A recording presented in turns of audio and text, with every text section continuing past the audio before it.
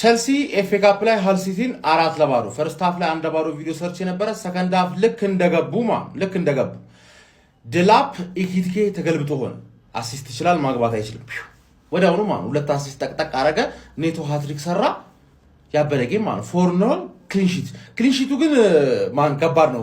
ባለቀ ሰዓት እነዚህ አንድ ጎል ካገባችሁ ታሸንፋላችሁ የተባሉ ነው የሚመስሉት። ማን ተቀጣቀጡ ባለቀ ሰዓት ማን የሚገባ ኳስ ራሱ አንግል ገጨባቸው ምናምን ነገር። አሪፍ ሙከራ ታሪፋለች ተብለሽ ተገምተሽ አይደለም። ሃል ሲቲ ነው ቸልሲ ነው የሚያልፈው ግልጽ ነው።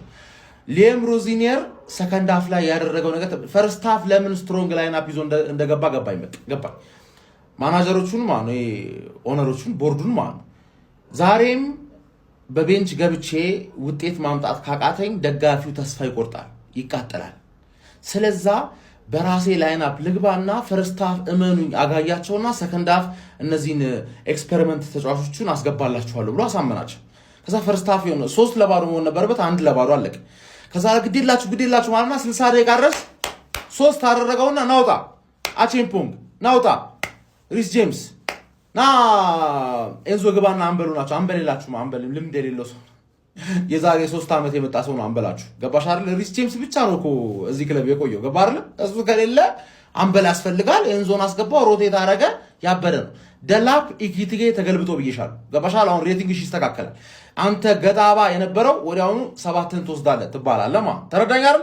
ይመች ያሳጡን ለብቻችን አጫውቱን። እኛ ግን 4 ጎል ማለት ነው። በሰላም ኔቶ አንተ እንዴት ትችላለህ እንዴ? እንደውም ካሁን በኋላ 10 ቁጥር ቦታ ላይ ነው መጫወት ያለብህ። በቃ ምንም ዊንግ ምናምን ወፍ 10 ቁጥር ኦልሞስት ሁሉንም ጎል ከሴት ፒሷ ውጪ ዛጋ ነው ያስቆጠረው። ሃቶ ነው ይባላል የመጀመሪያ ያቺ የሴት ፒሷ ጎል ግን በየተመዘገበችው በኔቶ ነው። ገባ? ሃቶ ኔቶ ተመሳሳይ ነው ሲጀመር ተመሳሳይ ነውና ሃትሪክ ዴላፕ ማይሳት ኳሳትሽ ስትራይከር ከሆንክ ይኸውልህ እንዴ ሃላንድን አታየውም እንዴ? ሃላንድ እኮ የተቃራኒ ቦክስ ውስጥ ብቻ ሳይሆን ሄዶ የነሱ ቦክስ ውስጥ ገይቶ ኳስ ያጸዳል። አዎ ስቲቫውም ስትሃል ማይሳት ኳስ ስትሃል። እኔ እረፉ፣ ቻንሶች አታባክኑ። ያገኘናቸውን ቻንሶች ካልተጠቀምን ዋጋ እንከፍላለን እና እረፉ እንደዚህ አይነት ነገር። ኦፍ ኮርስ ያቺ ድሪብል አድርገህ ለስቲቮ ያቀበልካ ኳስ ታስጨበጭበላለች፣ ምርጥ ነች። ግን ሞር ነው ካንተ የምፈልገው አባቴ። እኔ ጃክሰን እንዲናፍቀኝ እያረከው ፕሪሚየር ሊግ ላይ ጎል ማስቆጠር አለበት፣ እሱ ነው የምፈልገው።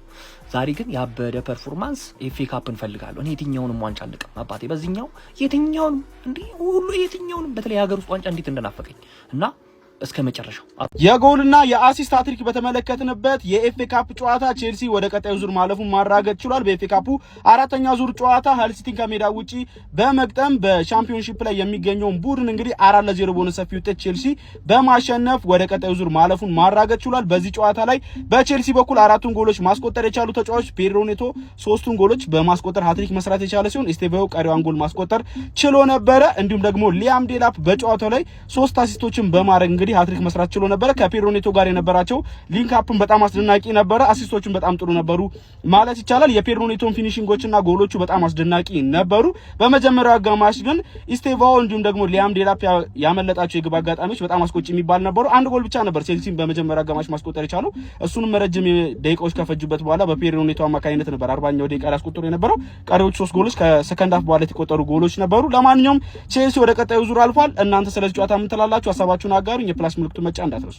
ቼላው ሃል ሲቲን ጀማው ለጠፈው ብቻ አይደለም በዚህ ማጫወታ ማለት ያለብን ለጣጠፈው ነው ማለት ያለብን። ጀማው 4-0 በሆነ ውጤት አሸንፏል። በዚህ ጨዋታ ላይ ፔድሮ ኔቶ ሃትሪክ ሰራ። ጀማው ሃትሪክ ደግሞ ጎሎቹ ሲያምሩ በቃ ከምንም የተገኙ ጎሎችን ያስቆጠረው ከምንም እና የግሉን ብቃት ተጠቅሞ ነው ጀማው ያስቆጠረው።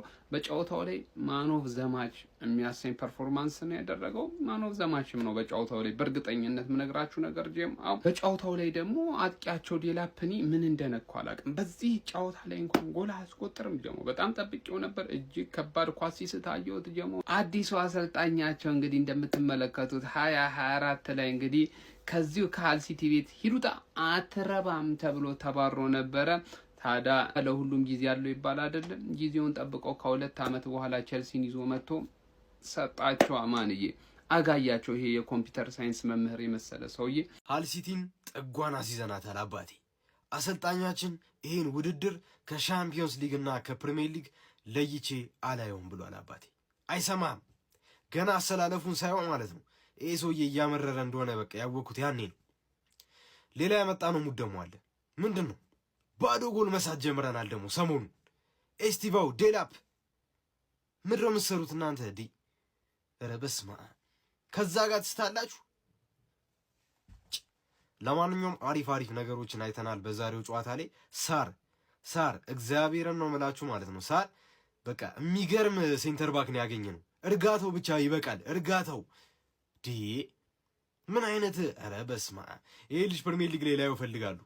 ሊያም ሮዝነር ይሄ ልጅ ፕሪሚየር ሊግ ላይ ላየው እፈልጋለሁ። በቃ ይሄ ባዲያሽል ቶሲን ምናምን እንዳትለኝ፣ በቃ ሳርን አስገባልኝ።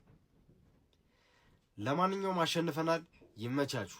የኸል ሲቲ ድፍረት መግባቱ ነው። ከቼልሲ ጋር ለመጮት በዚህ ሰዓት መግባቱ ነው ድፍረቱ። ያራዳ ልጆች ምን ችግር አለው? ከመጣህማ እንኳን ደህና መጣ ብለው በሚገርም ሁኔታ ነው የተቀበሉት። ዴላፕ በአሲስት ፔድሮ ኔቶ ደግሞ በአትሪክ ነው አቀባበል ያደረጉለት። ከኸል ሲቲ ሜዳ ድረስ ተጉዞ ማለት ነው። ያራዳ ልጅ ቼልሲ በየትኛው አይነት ጎል ከ16-50 ውጭ ይሻላል? ከኮርነ ይሻላል? በምንድን አይነት መንገድ እንዲገባልህ ትፈልጋለህ ብለው አስፈቅደው ነው ጆሮ ግንዱም ብለው ጥጉን ያስያዙት ያራዳ ልጅ ማለት ነው። እነዚህ 4 አግብተው ለ5ኛ ይሮጣሉ። እነዛ 1 ለማግባት ያላቸው ትግል እንዴት ያሳዝናሉ። ያራዳ ልጅ እኔ እንጃ። ቼላው ከዚህ አሰልጣኝ ጋር ግን የሆነ ነገር እያነፈነፈ ይመስለኛል። ያራዳ ልጆች እስቲ ሀሳብ አስተያየታችሁን ኮሜንት ላይ ያስቀምጡልኝ። ሲጀምር በዚህ ሰዓት ቼልሲ ከሜዳው ውጭ ሆነ በሜዳው ሆነ ሰዓቱ ግዛቱ የሱ ነው። ከዚህ በኋላ ጨዋታ አንቀርቅቦ ነው ያባረረው ያራዳ ልጅ። እስቲ ኮሜንት ላይ ዱብ አድርጉት። ሼር ኮፕሊንግ በደንብ ይደረግ። አዳዲስ ሰዎች ፎሎ በማድረግ ለቤቱ አዲስ የሆናችሁ ሰዎች ተቀላቀሉ። 4-0 በሆነ ውጤት ማሸነፍ ችለናል። በቅድሚያ ግን ይህን ቪዲዮ እንዲሁም ደግሞ አካውንቴን እየገባችሁ በደንብ ኮፒ ሊንክ ማድረጋችሁ እንዳትረሱ። ቢያንስ በትንሹ 10,000 ኮፒ ሊንክ እፈልጋለሁ። አካውንቴ በጣም ተመቷል። 100,000 ቪውን ካየው ስንት ጊዜ ያስቆጠር ያለው። ስለዚህ በደንብ ኮፒ ሊንክ አድርጋችሁ ይህንን ቪዲዮ ደግሞ ለሁሉም ለእግር ኳስ ወዳጅ ታደርሱልኝ ያላችሁ ማለት ነው። ቀጥታ ወደ ጨዋታው ስናመራ ዛሬ ጸዴ ጨዋታ መመልከት ችለናል። ኔቶ ሃትሪክ መስራት ችሏል። የቀረውን ደግሞ ኤስቴቫው ማስቆጠር ችሏል ማለት ነው። እና ኔቶ እውነት ለመናገር ዛሬ ጅል ነው ያደረጋቸው። በቃ ጅል በጣም ጸዴ ጨዋታ ነበር ያከናወነ የነበረው።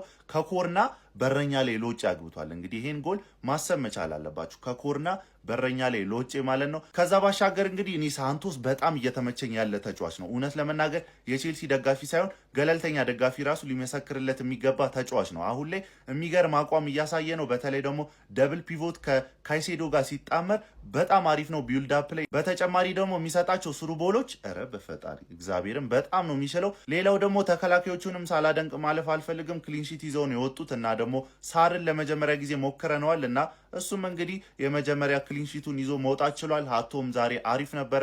ሳንቼዝም ብዙም አላየነውም ብዙ ስላልተሞከረብን ከሞላ ጎደል ጸዴ ጨዋታ ነው ያየነው እና ኔቶ ግን ዛሬ በቃ ፕራይሙን ነው ያሳየው። በአንድ ጨዋታ ፕራይሙን እስከ ዛሬ ያቃጠለንን ክሷል።